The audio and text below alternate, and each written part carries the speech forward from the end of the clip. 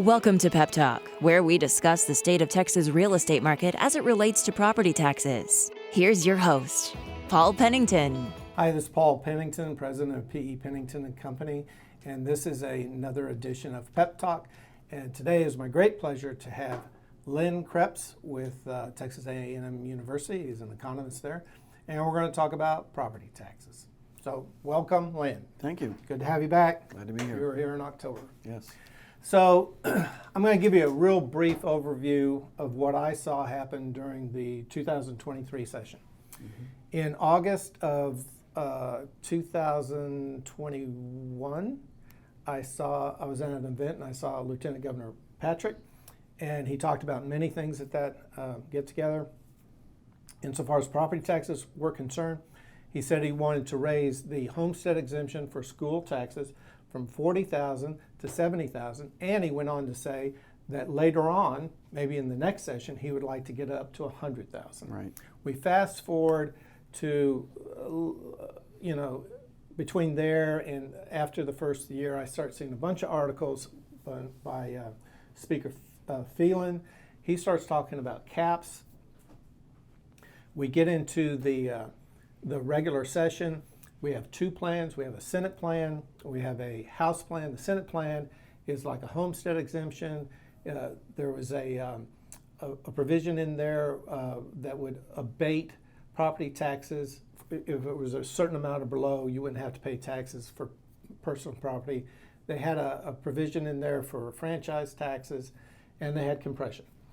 The House had their bill, and it was basically compression and a cap. As a matter of fact, during that process, I had the opportunity to speak in front of two committees in the Senate and the House about caps. And the one thing that I could never understand in the House was that with caps, we could never get them to truly understand that with caps, in this state, I think it was in the 1997 session, we as a state had put a 10% cap on homesteaded residential properties. Right. We said we're going to treat them special. Mm-hmm. Everybody's good with that. And the House bill came out. We want everybody to be capped at 5%. That's residential, Mm-hmm. any kind of residential, Right. any kind of commercial, land, everything. And so when we had the opportunity to speak in front of Ways and Means, we're trying to make the point that as a state, we had created a pool, and in this pool was homesteaded residential properties, single family, and you're going to be treated special. You're going to have a cap, so you won't, your values won't go through the roof, and you're going to have all these homestead exemptions or different kinds of exemptions that we're going to give to you because we want to treat single family homesteaded residential property special. Right. And we tried to make the point that if you take this special pool and now they're in a lake Mm-hmm. with everybody else and everybody is at 5%, Right. that you dilute this special little tiny pool. Right. And I tell you, you could speak till you're blue in the face, Mm-hmm. made no difference to them. Yeah. And so during the regular session, the Senate plan goes to the House. They tack on caps, send it back, it dies. The House bill goes to the Senate and dies. So we get to the end of the regular session, and not a lot of property tax bills become law. Right. There were some real important ones that did, Mm-hmm. but a lot didn't.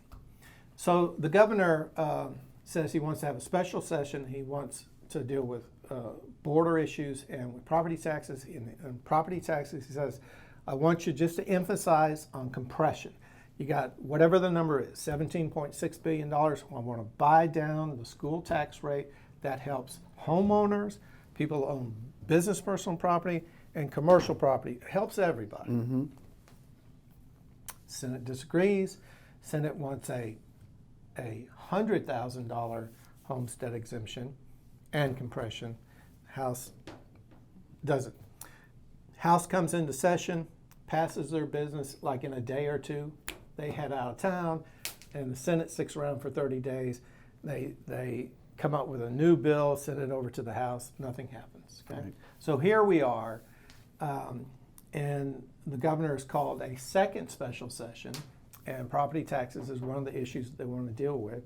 And they're scheduled to start working on property taxes. This is Thursday, so next Wednesday they're going to start again.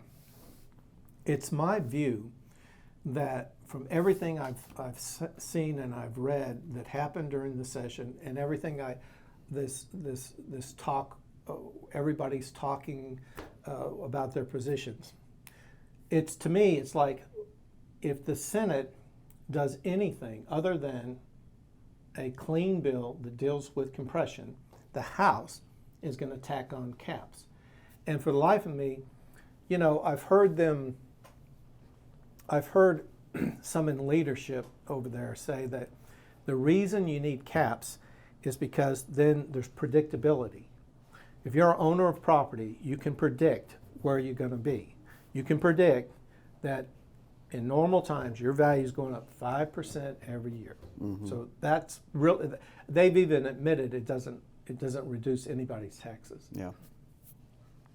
And the Senate is steadfast saying we're not going to pass a cap bill. Mm-hmm. So what I'd like you to do is somehow tell me, you've done a research paper on caps. Tell me in layman's terms, if the state were to adopt caps on all property, mm-hmm. what would be the good things that would come of it, and what would be what you consider bad things to come of it? Okay. Well, first of all, I want to say that the views I expressed today are my own and not that of the university. Also, I want to just say a quick word about the history that you mentioned in regards to homestead exemptions and the 10% cap that was passed. Those things were done in large part, as I understand it, from people who were involved back in the day, because studies showed that residential real estate tends to increase at a more rapid rate, a higher rate on an average annual basis than other real estate. Supply and demand, has almost everything to do with that.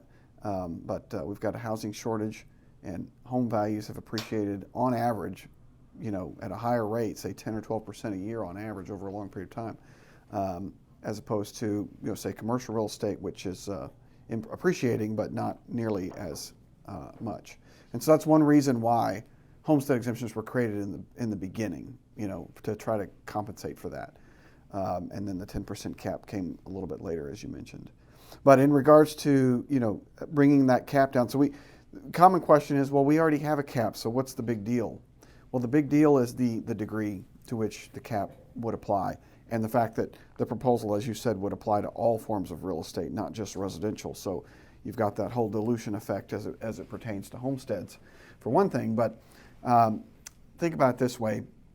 The current cap is 10%, as you said, it only applies to homesteads. Well, if on average homes are appreciating at 10% a year over a long period of time, that means some years they're appreciating more than 10%, some years they're appreciating less than 10%. And over a long period of time, you end up with assessed values that are pretty close to market value, even with that 10% cap, because of that ebb and flow, right? So even though you may be limited in one year where your value goes up, say 15%, and your assessment can only go up 10% because of that cap, the next year, if your property value only went up, say 2 or 3 or 4 or 5%, or went down, you're going to catch up, right? Or even went down, right? There's going to be this catch-up effect, and it balances itself out, generally over 3 to 5 years, and so you don't have that long-term lock-in effect of what that you would have when you have an even tighter cap. California, for example, has a 2% cap. You see distortions, significant distortions there across the market, and I'll speak to exactly what those are. But even at 5%, you would see a long-term, what some researchers have called a lock-in effect, because when their cap is that low, the longer you hold your home without trading homes or without doing significant renovations that would trigger a reassessment, the greater your benefit is under that cap. So the challenge with that is that you've got somebody, let's say, that's been in their home for 10 years under this cap plan of say 5%. Their assessed value is artificially suppressed due to the cap. and becomes more of a benefit for that homeowner over time. But then let's say their neighbor sells, a new person buys that home, the new homeowner, which let's say these houses are identical and their market values are practically identical. Well, the homeowner who stayed put is going to have a much lower property tax liability than the new homeowner, maybe a young family, trying to get started in the world, and their assessed value is 100% of market value, and they're going to bear a disproportionate burden. I spoke to that very fact in front of Ways and Means, and I was told, well, isn't it fair that an elderly couple, whatever, and their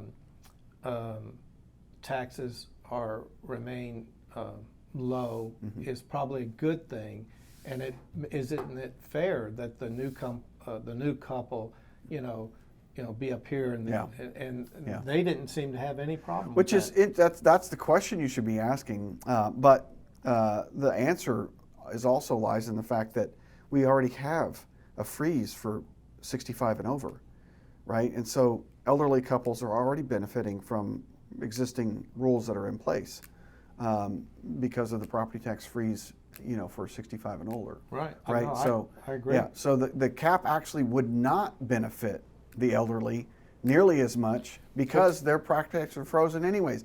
And furthermore, another impact of the cap, even though the state has the ability to compress, set a maximum limit for the school tax rate, the M&O portion of the school tax rate, they can't do that for other taxing entities. Cities, counties, school districts will simply raise their tax rates to compensate for any artificial lowering of the tax base or the tax values, because they still, within the law, can raise their total revenue by 3.5% each year under current law. Well, what was kind of disingenuous was that you heard people in the House say that homesteads exemptions really don't lower taxes, and that raising homestead, that it really doesn't do that much. That was and so that anyway. Yeah. But they recently, as of last Wednesday, when Chairman Burrows came out with his letter, he said that caps would not reduce anyone's taxes. So that I think everybody's really familiar with the California scenario where you do, and what the House wanted was predictability. So if you own any kind of property in California, you have predictability. You don't have any predictability when it comes to buying it. Right. And when you buy it, and they didn't have any issue with the new person in town being up here and everybody they didn't have an issue with that. Right. And that gets into the whole question of equal and uniform taxation. And the California law was taken to the United States Supreme Court, and the assessors were on the side trying to of saying this, it's unconstitutional, it's not equal and uniform, and the Supreme Court denied it and said it is. And the basis for their denial, I think, was largely because they said Californians voted for this, and so if they've chose to create a situation where you have inequities, that's what they voted for, and so therefore, And part of what we're talking about, had the cap passed, there would have had to have been a popular referendum on that. Right. And the expansion of homestead exemptions would have required a popular referendum. But right now, so here we are, and the House members have been told. I know it for a fact. They've been told that it creates inequities. They've been told that when you go to a cap system like that in California, it will reduce the number of trades of single-family residents. Right. It will affect the number of trades in commercial property. They know it, and they to me, it just seems like it's an argument of two sides, and it doesn't. The facts aren't the issue. It's just we have our plan, you have your plan, Right. and we've gone through 2 sessions and we haven't done anything, Right. which is unfortunate. When you think about it, if you were to bring somebody from Mars, okay, and you were able to, here's our political system, and in this particular system, the governor's a Republican, lieutenant governor's a Republican, and the speaker's a Republican, and they have a majority in both houses. Yeah. And hey, we got a bunch of money, and let's do tax relief, and they cannot come to any kind of agreement on it, Right. and it's a bunch of name calling. Right. That's really unfortunate. Yeah, it is surprising. It is.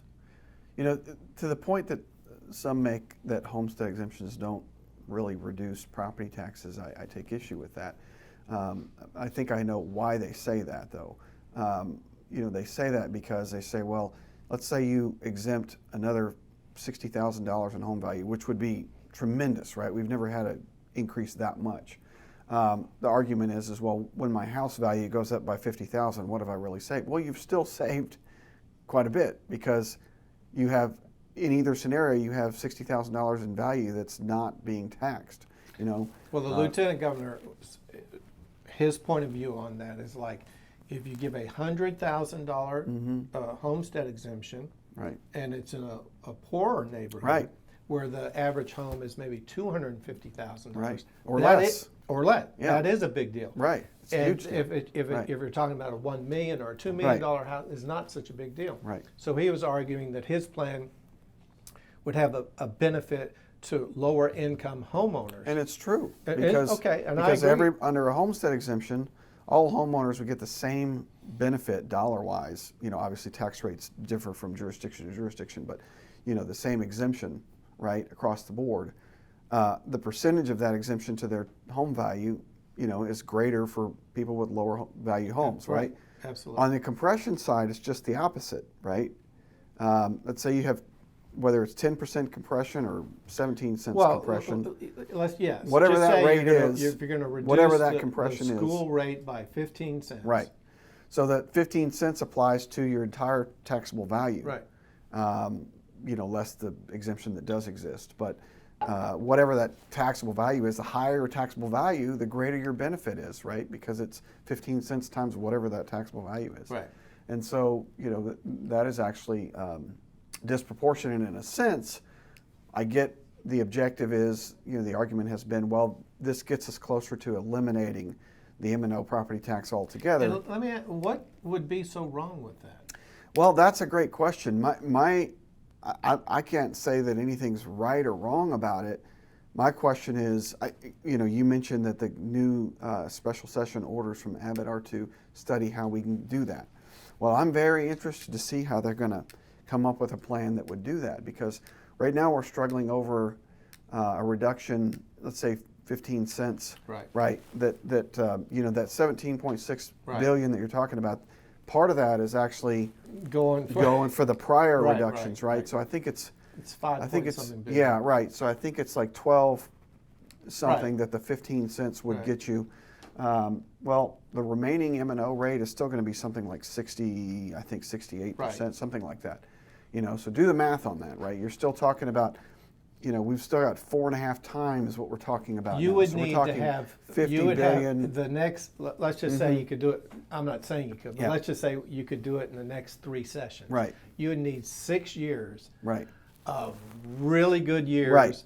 with really big surpluses to deal Exactly. with that. Yes. Yes. Yeah. And so I'm really interested to see, you know, so far there hasn't been a plan, right, that has laid that out. And I think it's because it's just such a huge number. But You know, I it's think- easily north of $50 billion Oh, in yeah. additional Right. relief. But I think the idea of having that go away. Mm-hmm. I mean, I think I think it would have an effect on, you know, nationally we have these studies come out and say, here's where Texas sits in comparison to other states with property tax burdens. I think it would have a tremendous effect on that. Sure. So I think, And I want to add, our article really didn't get into this. We plan to look at this further after this year's tax rates are set. But I think we're already on the path to looking better on that chart, that comparison Oh, of yeah. other states. I mean, we're sixth highest overall effective property tax rate in the Right. country now, Right. but we're the sixth lowest in overall state and local taxes. Right, because right? we don't have We don't have an income tax. Right. Sales taxes is high, but all things considered, Right. Texas is a low tax state. But my point about the property tax, I think, I'm not exactly sure how we'll come out compared to other states, but our effective tax rates are coming down based on the 2019 legislation. You really just started to see the benefits of that in the last year. Back to the House just didn't believe that Right. compression. For the life of me, I don't know. The only thing I can come up with is that both houses decided on what they were going to live and die on, and the facts don't matter. Right. And so it seems to me that if both sides wanted to, I still don't believe that using caps would be beneficial to homeowners in the long run, because I do believe it would dilute the benefits they have right now. So I believe if you could have taken I think if you would have taken the 17.5 and just done compression, that would have been a good thing for the state. I think you could have done a thing where Patrick originally wanted to raise it from 40 to 70. That would have been a good thing. I just think right now I don't know how much of it's about policy right now and how much of it is just, people are set in stone politically. Right. And I don't know what it's going to take for them to come off of their positions and reach a compromise. Right. But I will tell you that the logical answer would be that both chambers, it isn't like they're two parties, but both chambers would compromise on the compression and the homestead exemption. In other words, you reach a balance on each of those two things instead of 10 versus 17 cents. Maybe it's somewhere in the middle. Something that's never been discussed, with the House, they want predictability. That's an easy solution to that. I mean, in other states, they have revaluations every second year, every third year, every fourth and fifth year. Right. And so they could have developed a system in Texas where they said, okay, to the counties, you can only reevaluate whatever it is, a third of your roll each year. And that would have given predictability to the other 2/3. But they never examined that, or, it was, I don't know, they pulled it out. And I don't think it was very well thought out. And I think now that when they're saying they want to do a study of caps, that's after 2 sessions. I think if you really believed in caps, you would have done a study during the interim before this session started, and come out and have data that just says this is why it's good policy. And they didn't do that. So that wasn't a good thing for that. Well, one thing they definitely need to recognize is that while caps would reduce property tax liabilities in the short term, in the immediate term, on real property, more so for commercial than residential because of that dilution of the current system, it would definitely raise property taxes on all other classifications, because, as I said, your city and county and special district rates will go up. They have to if there's an artificial cap. Well, here's the other thing. That higher rate is going to apply to all properties, including those that don't benefit from the cap. And what if you're in a business that you're all business personal property? So you're going to pay a higher rate on machinery and equipment, inventory. And by the way, even rural land, because rural land is appraised at both market value, and then let's say it's under a ag use exemption or under a wildlife open space exemption, or not exemption, but valuation. Well, those valuations wouldn't benefit from this cap. So even though the market value would be capped, the taxable value wouldn't be, and it's going to be impacted by those higher rates as well. So taxes would go up on ag use as well. To me, you should agree on a compromise, and then during the interim, then get after it and do studies on what you think's the long-term plan for the state of Texas. Now let's leave property taxes for a second. You and I had a discussion in October where the economy's going, and we talked about the Fed raising rates, and they did raise the rates, and they finally backed off for the first time in June and did not raise the rate. But Chairman Powell came out this morning and said, you can count on 2 more. Yeah, right. And so they say this because the raising of rates has not had the effect that they want on the economy. Okay? Their information's lagging. Right. And As it always has. And he said we didn't do June because we wanted more data before July, Right. and so on and so forth. So with all this said, where's the economy going? Well, the economy is slowing down. It is. It is slowing down, yes. And credit is tight, which is very difficult on particularly small businesses, small and medium-sized businesses, and those times. So we've had an inverted yield curve for a long time, which is very consistent. For and people that don't know that, right. This inverted yield curve Right. has predicted recessions. Like 14 out of 14 times. Okay. Yeah, very consistently, right. Okay. People have been talking about this for a long time now because we keep saying, well, recession's right around the corner, and it has taken longer. We haven't gotten there as quickly let me ask as you this, people is thought. the reason the recession hasn't come because we had pumped so much Yes, money? in my opinion, and this is a concept from Milton Friedman, that inflation is always as a result of monetary policy, and yes, not just monetary policy, but the federal stimulus was so great that it's taken longer for consumers to burn through that than anybody really predicted because of the magnitude of it. And it continued, so it wasn't just 2020 to 2021 where we saw federal stimulus that was triple that of even the Great New Deal, inflated in today's dollars, still triple that. But then we continued to do more, and we still have, forms of stimulus happening. For example, student loan payments are still not required, and those kinds of things. So there's still quite a bit of stimulus money that hasn't been spent yet. So when does that get out of the system and the recession hits? So it is on its way out of the system. This is June of 23. So Right. is it going to happen in 23? Well, that's a great question. A lot remains to be seen in regards to, are they in fact going to raise rates another 2 more times, and certainly I think that's going to continue to tighten credit and slow things down, which is their current objective, admittedly. And they expect, even in their numbers, they expect unemployment to go up. I don't know if that's 4.5% or 5% or what. But another thing that's helped keep recession at bay is that during the pandemic, it was very difficult for a lot of businesses to find qualified people who are willing to come back to work. And they're really slow to lay people off. Now, we've started to see some layoffs, but more importantly, what we're starting to see is a reduction in productivity or a reduction in hours worked.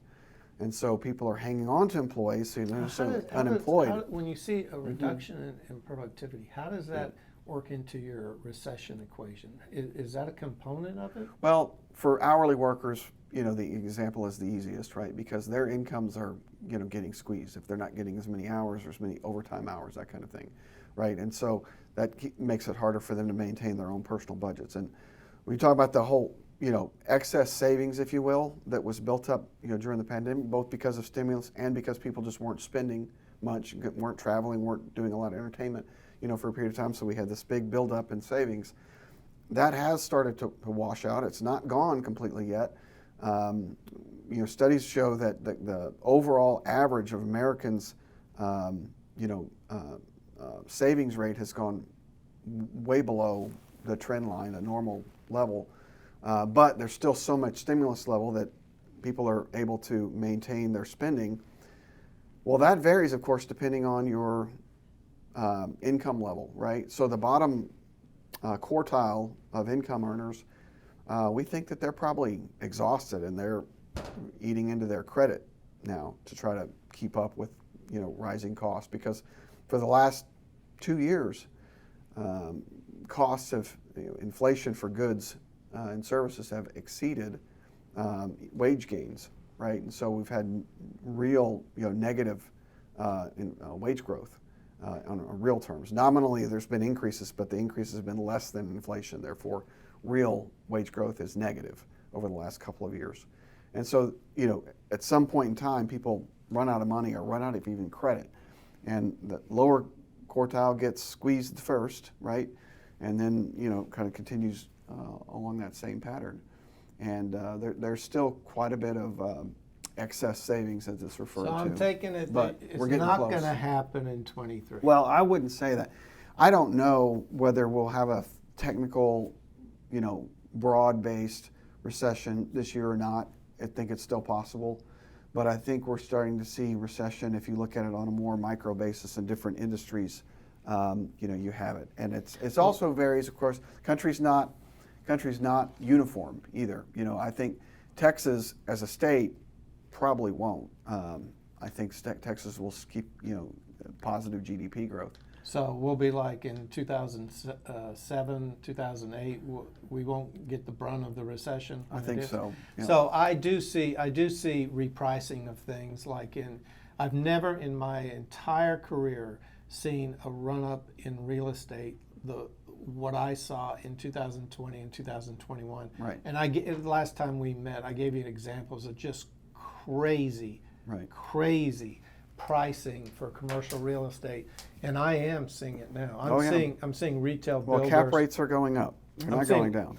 Retail builders, and they started the deal whenever in 21 and early 22, and it's coming to market, and they're not going to get what they projected. I've seen deals where the property was supposed to sell for a certain amount in 21, and by the time we got closer to 22, there had been a big delta in what they actually got. Today, I think there's a bunch of people who bought stuff in 20 and 21. They had whatever devices they use, bridge loans or whatever they use, and those things are coming up, and they're going to have to, these interest rates are going to recalculate. They may or may not be able to even keep the property. That's going to force them to do something insofar as a sale, and they're going to have to realize where they thought their property was worth this, it's not worth that. And I think this repricing is going to, I don't know, some investors might be able to say, well, I'm just going to sit on it, wait it out. But a lot of those guys who are doing deals in 20 and 21 weren't those kind of investors. Those were the guys who were going to buy it, do whatever they're going to do to the property, and get rid of it in a very short window. Right. And I think those guys are in for a big hurt. Right. I really do. Absolutely. And the office market, I don't care where you're at. Right. The only good thing I hear about the office market is people talk about, well, if it's Class A, if it's Class A. Well, it depends on where the Class A is. Yeah. And then they're saying like B and C are in terrible shape. I don't know that everybody's, they've convinced the workforce to come back to the office and things like that. So I think at least in real estate, I think there's going to be a big repricing. But the thing that shocked me was across the street from my house, a house went up for sale, and they asked for a lot of money, and it just so happened the guy that lives next to me is selling it for our neighbor, and they got a deal. I mean, before it was listed, they got a contract on it, and I went up to him and I go, okay, I'm not the smartest guy in the world. I talk to smart people, but I'm not a smart guy. And I said, interest rates are way over double what they were, and you're asking this price, and you're telling me the thing's under contract. I said, how in the world did that happen? He goes, because there's a shortage. There's no houses for sale, and when they come up, people will bite the bullet and do it. That's correct. And that just floored me. Yeah, and so it's very local, right? It varies from city to city across the country, where we have more severe shortages in some cities. Obviously, prices are holding up. We're seeing the same phenomenon in rural land. I spend quite a bit of time studying rural land, particularly across Texas and the Southeast. And the same thing you said about commercial values going up over 2020, 21, unprecedented increases in value in purchase prices per acre, across the country really, but particularly Texas and the Southeast. And sales volumes also just through the roof, like record increases. But we're already reverted back on a volume basis. We're pre-pandemic levels on volumes, or lower than 2019. They were like, you have to go back to like 2017 or 2012 But in some regions. Has to see vacant land repriced? Well, that's what I was getting at.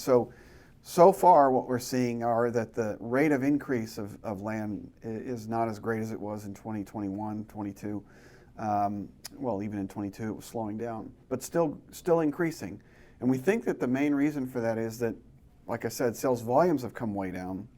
What's happening is the primo properties, the really nice, ranches and farms and whatnot, are still selling at a premium price. And anything that's not really quality is just not selling, in part because the sellers haven't capitulated yet. They're still trying to get that price, and there's just not buyers there. There's also a pretty low inventory of land for sale, in part because of that. But and so we wouldn't be surprised to see average price per acre come down a little bit over the next 24 months, but not a lot. And we don't think that would be last very long. In other words, just like has happened in the past where we've had a little bit of repricing. We expect to see growth again. So I guess we won't get together now for another 10 months or whatever it is. But what I'm getting from you today is if we have a recession, that the effects of that recession will not be harsh in the state of Texas, and that you never told me when you think the recession is coming.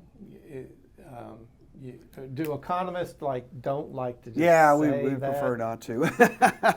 No, but if I had to guess, I would be looking, toward fourth quarter this year or first or second quarter of next year. 24. Yeah. And let me ask you, if the recession comes, will it be a long recession or a short recession? That's a great question. It'll largely depend, I think, on what monetary policy looks like. And my hunch is that if the recession is particularly difficult nationwide, that the Fed will lower rates.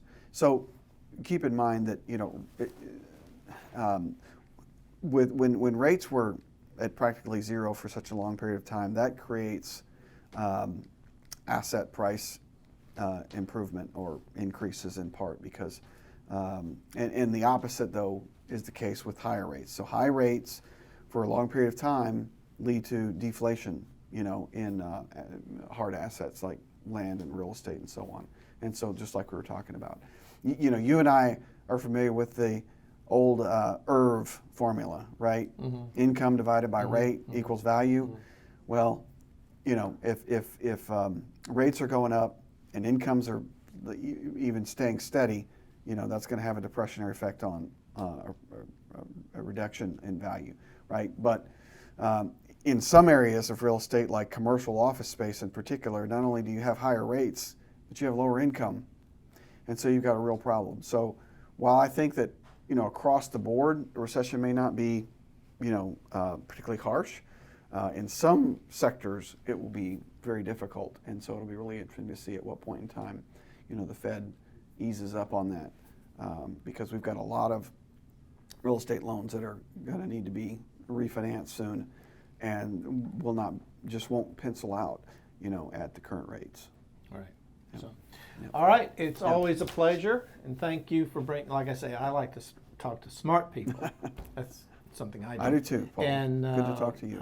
We appreciate you coming, and we really appreciate your insight. So Thank you very much. Yes, sir.